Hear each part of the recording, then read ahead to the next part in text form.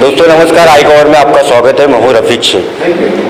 3-4 दिन पहले जो मुंब्रा के सभी लोगों ने एजुकेशन के लिए फीस माफ़ी का ऐलान किया था, 2 दिन का समय दिया था। आज क्वीन मैरी में है, वो पूरी टीम है यहाँ रिक्वेस्ट लेकर के आई है। साथ में शमीम खान साहब है। शमीम खान साहब, आप लोगों ने जो रिक्वेस्ट किया था सभी स्कूलों से फीस माफ़ी के लिए, तो आज आप ये क्वीन मैरी में आए हैं, क्या आप लोगों के साथ में बातचीत हुई और यहाँ पे क्या हुआ? मैं सबसे पहले क्वीन मैरी के तमाम ट्रस्टियान को और ख़ास करके मैडम को मैं दिली मुबारकबाद पेश करता हूँ कि एक अच्छी पहल पे उनका शुरुआत हुआ। जिस तरीके से डायमंड हॉल में माननीय डॉक्टर जितेंद्र अवार साहब के आदेश अनुसार मैं और शानू पठान और हमारी ये संस्था ने सादाब सर हम लोगों ने मिल करके वहाँ पे एक मीटिंग लिया था और उसमें बहुत सारे डिस्कशन हुए थे।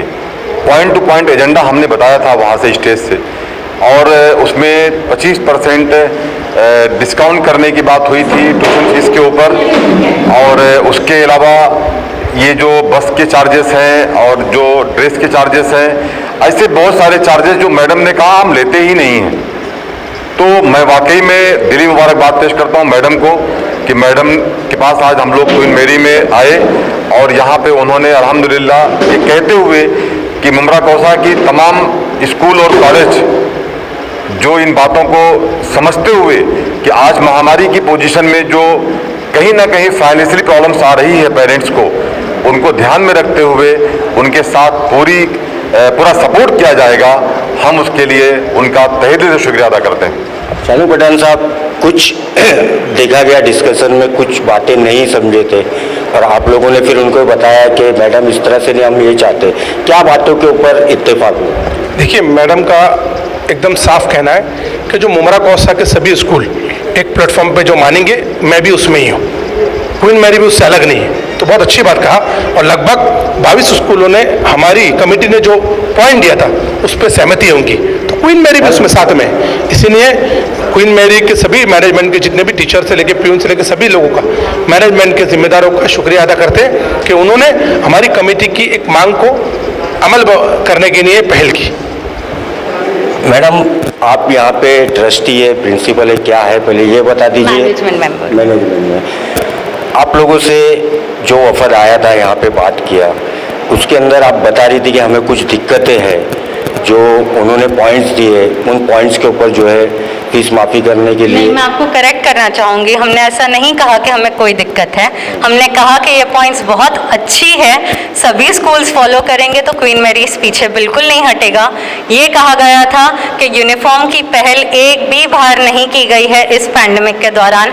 बस फीस हम कभी चार्ज नहीं करते थे, तो पैंडमिक में करने का सवाल नहीं आता।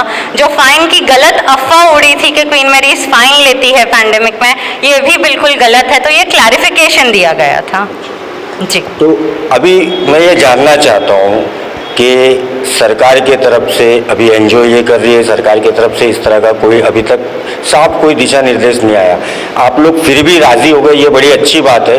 क्योंकि शहर के जो लोग हैं और जो हालात है, इसके ऊपर आप लोगों ने ये जो निर्णय लिया है।